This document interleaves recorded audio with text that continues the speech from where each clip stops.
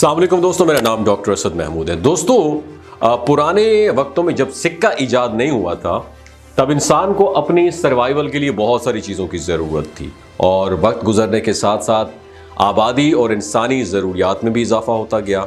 इस तरह मुख्तलिफ चीज़ों पर मुख्तलिफ लोगों की गिरफ्त मजबूत होती गई और लोगों को ज़रूरियाती ज़िंदगी के हसूल में मुश्किलात पेश आना शुरू हो गई। इन्हीं मुश्किलात के पेश नज़र जो तबादले का निज़ाम है, बार्टर सिस्टम, वो वजूद में आया। यानी जिसके पास जो सामान होता वो सामान के बदले कोई दूसरी चीज़ ले लेता, यानी सामान के बदले सामान। इस तरह लोगों की रोज़मर्रा की ज़िंदगी में वैल्यू एडिशन आसानी पैदा होती गई। लेकिन इस निज़ाम की सबसे बड़ी ख़राबी ये थी कि एक इंसान को गन्नों की ज़रूरत थी मगर दूसरे के पास कपास थी और तीसरे के पास चावल थे। इस तरह इस निज़ाम, इस सिस्टम की हौसला अफजा नताइज जो है हासिल नहीं हो सके। ये निज़ाम, ये सिस्टम कुछ अरसा में ही कोलैप्स कर गया। मुअज़्ज़ज़ ख़वातीन व हज़रात, 1000 साल कबल मसीह में पहली बार करेंसी सिक्कों की सूरत में करेंसी जो है ये सिक्कों की सूरत में वजूद में आई। इब्तिदा में सिक्के मिट्टी से बनाए जाते थे, लेकिन मिट्टी के सिक्के ज़्यादा देर पा नहीं होते थे, इसलिए उसको भी ख़त्म कर दिया गया। और वक्त गुजरने के साथ साथ लोगों के इल्म व हुनर में भी इजाफा हुआ, जिसका असर सिक्कों पर भी पड़ा।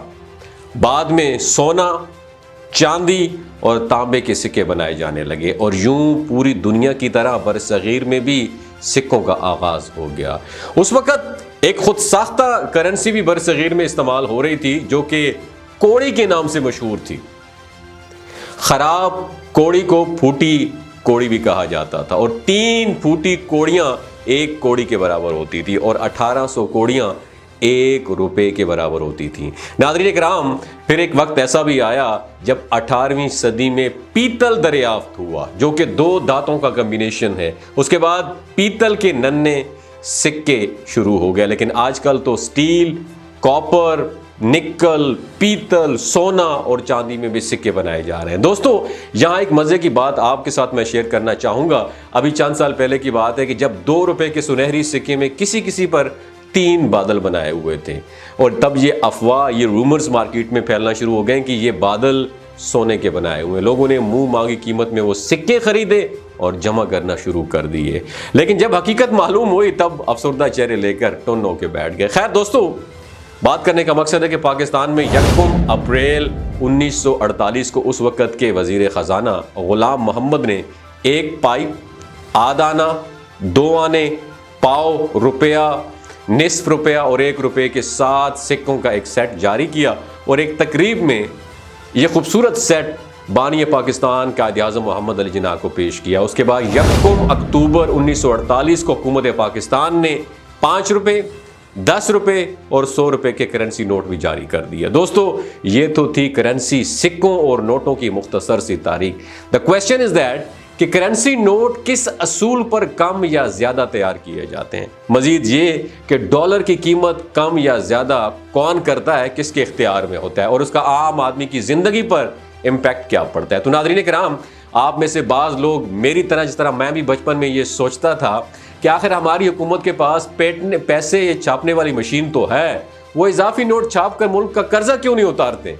तो उसका जवाब ये कि इट्स नॉट पॉसिबल, ये ऐसा नहीं हो सकता, क्योंकि हुकूमत इस काम में स्टेट बैंक के मोहताज होती है। जब हुकूमत को पैसों की ज़रूरत महसूस होती है तो रुपए छापने के लिए हुकूमत स्टेट बैंक को इतनी मालियत का सोना या फॉरेन रिजर्व गिरवी रखवाती है और स्टेट बैंक इस सोने को अपने पास रखती है, फिर नए नोट जारी करती है। याद रहे, कागज़ के इस नोट की कोई वैल्यू नहीं जिस वक्त आपके जेब में है, बल्कि इसकी हैसियत एक रसीद की है, जो कि स्टेट बैंक सोना अपने पास रखकर उसकी मालियत के बराबर रसीद के तौर पर करेंसी नोट जो है ना हुकूमत को देती है। और जब सोना जमा करवाए बगैर उधार पर नोट छपाए जाए तो उस खसारे को पूरा करने के लिए हुकूमत IMF से महंगी शराइत पर कर्जा लेती है और यूं रुपए की वैल्यू कम हो जाती है। अब सवाल ये पैदा होता है कि डॉलर की कीमत कम या ज्यादा होती कैसे है, कौन करता है। तो दोस्तों, डॉलर की कीमत डिपेंड करती है 3 चीजों के ऊपर। नंबर 1, इंपोर्ट और एक्सपोर्ट में डिफरेंस। नंबर 2, बैरून मुल्क पाकिस्तानियों का भेजा गया रुपया जो कि डॉलर की शक्ल में, यानी जो फॉरेन रेमिटेंस होता है। नंबर 3, बैरूनी इन्वेस्टमेंट।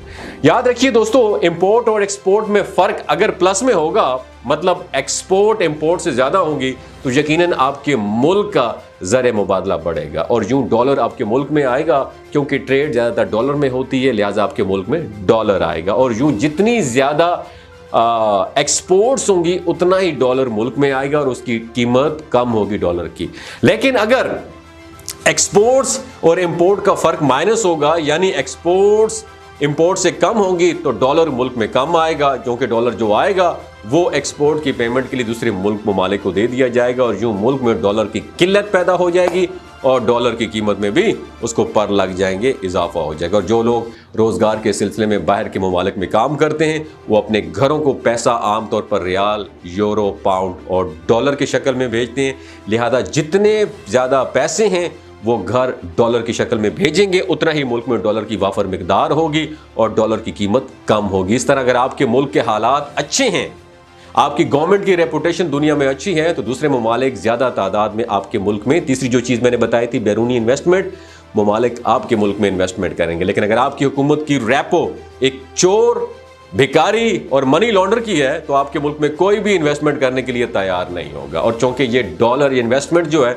डॉलर की शेप में होती है, लिहाजा आपके मुल्क में डॉलर नहीं आएगा और यूं डॉलर की किल्लत हो जाएगी और डॉलर महंगा हो जाएगा, जिससे महंगाई का एक तूफान आएगा, इन्फ्लेशन रेट बढ़ जाएगा और आम आदमी की कमर पर बोझ पड़ता है और नतीजा क्या निकलता है? भूख, अफलास, तंगी, गरीब का, ये सारी चीज़ें जेवर बन जाती हैं। इसलिए मेरी हुकूमत से गुजारिश है कि महंगाई के खिलाफ जारहाना हिकमत अमली अपनाई जाए और लोगों की ज़िंदगियों में अमन व अमान पैदा किया जाए। अगर ये वीडियो आपको अच्छी लगी दूसरों के साथ ज़रूर शेयर कीजिए। बचपन में हम भी समझते थे कि नोट छापने वाली अगर कर कर कर कर कर कर मशीन है तो हुकूमत क्यों नहीं छापती और 2-4 करोड़ मुझे क्यों नहीं देती। तो आज पता चला कि उसके बदले में क्या रखवाना पड़ता है, सोना या फॉरेन रिजर्व रखवाना पड़ता है, तब मिलते हैं। वरना आपकी जेब में जो डॉलर पड़ा है या पैसा 1000-5000 का पड़ा है ना, कख वैल्यू भी नहीं है, सिर्फ एक रसीद है IMF की, स्टेट बैंक की। अपना और अपने साथ रिश्तों का ख्याल रखिए। अल्लाह। एक इन्फॉर्मेशन आपके साथ शेयर करना चाहता हूं कि जो गिलगित बल्तिस्तान के लोग हैं ना, इनकी एवरेज उम्र 90 साल से भी ज्यादा होती है। You know why? क्योंकि ये लोग शिलाजीत इस्तेमाल करते हैं। शिलाजीत के अंदर 85 मिनरल्स होते हैं। अगर आप चीजों को जल्दी भूल जाते हैं, आप मर्दाना कमजोरी महसूस करते हैं और औलाद जैसी नेमत से महरूम हैं, आपके स्पर्म काउंट कम है, टेस्टोस्टेरोन हार्मोन इम्बैलेंस है, आप सदाबहार जवान नजर आना चाहते हैं, खून की कमी को दूर करना चाहते हैं, हड्डियों जोड़ों के दर्दों से निजात हासिल करना चाहते हैं, मोटापा कम करना चाहते हैं, तो शिलाजीत जरूर इस्तेमाल करें। एक बात दिमाग की खिड़कियों को खोल के सुननी है, हमेशा याद रखनी है, हमेशा ऑर्गेनिक और कुदरती चीजों का इस्तेमाल करें और केमिकल वाले फूड सप्लीमेंट खुदारा आपने इस्तेमाल नहीं करने। अगर आप शिलाजीत को ऑर्डर करना चाहते हैं तो नीचे दिए गए नंबर पर राब्ता करें। 3 बातों का आपने ख्याल रखना है, कोई भी नहीं बताएगा आपको। हामला खवातीन, हाई ब्लड प्रेशर में मुब्तला अफराद और 15 से जो 20 साल की नौजवान नस्ल है जो गैर शादीशुदा है, एमी सेक्सुअल पावर को बूस्ट करना चाहती है, तो डॉक्टर की एडवाइस के बगैर शिलाजीत इस्तेमाल ना करें। बाकी सारे लोग बेधड़क गर्मियों और सर्दियों में इस्तेमाल कर सकते हैं। बहुत शुक्रिया।